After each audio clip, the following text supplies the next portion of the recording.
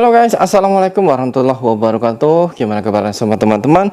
Semoga selalu dalam keadaan baik-baik saja. Oke, kali ini ada sebuah berita, yaitu saya rasa ini sangat penting sekali, khususnya untuk teman-teman yang bekerja di sektor informal, yang mana di sini bertemakan seperti ini. Dituduh mencuri cincin dan uang milik majikan, seorang PMA dinyatakan tak bersalah oleh pengadilan karena tidak cukup bukti.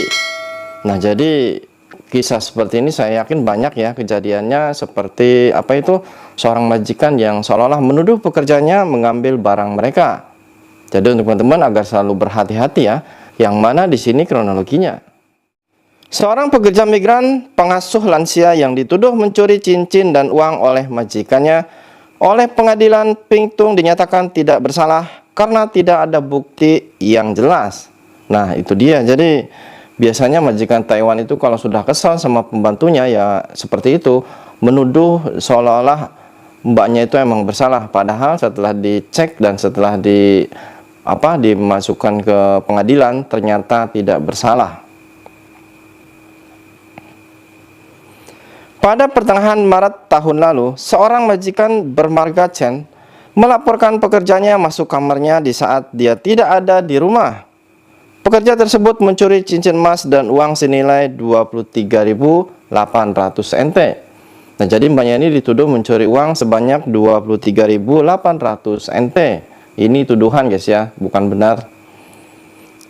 Polisi pun pergi ke lokasi kejadian dan mulai memeriksa koper milik Mbak PMA tersebut. Dan di dalamnya ditemukan sebuah cincin emas dan uang 1.000 NT. Waduh, gimana nih kok pas diperiksa justru di dalamnya itu ada emas dan uang 1.000 NT. Mbak PMA yang tidak disebutkan nama dan alasannya tersebut dengan tegas membantah melakukan pencurian tersebut. Dia mengaku ke kamar majikan untuk mengambil lembaran perincian slip gaji. Nah, padahal mbaknya ini masuk ke kamar majikan itu hanya untuk mengambil slip gaji ya. Jadi di sini untuk teman-teman diharapkan kalau emang itu sensitif seperti kamar majikan, kalau tidak ada izin atau gimana, sebaiknya jangan pernah berani masuk kamar majikan ya, karena itu emang sebenarnya seolah-olah tidak sopan ya. Setelah diselidiki, pengadilan menemukan bahwa persyaratan Chen tidak sesuai dengan kesaksian dan rekaman gambar. Menurut saksi polisi, cincin emas telah diletakkan di meja ruang tamu sebelum polisi tiba. Dan uang 1.000 NT ditemukan oleh Chen sendiri, bukan polisi. Nah, jadi di sini emang sudah jelas ya dari rekaman CCTV sama yang diomongin sama majikan itu beda. Otomatis di sini sudah ketahuan bahwa majikan itu seolah-olah berbohong ya. Selain itu, Chen diketahui pernah diadukan oleh Mbak PMA tersebut karena sering memotong gaji. Sebelum kasus dakwaan pencurian, keduanya sudah berselisih hingga dimediasi oleh agensinya.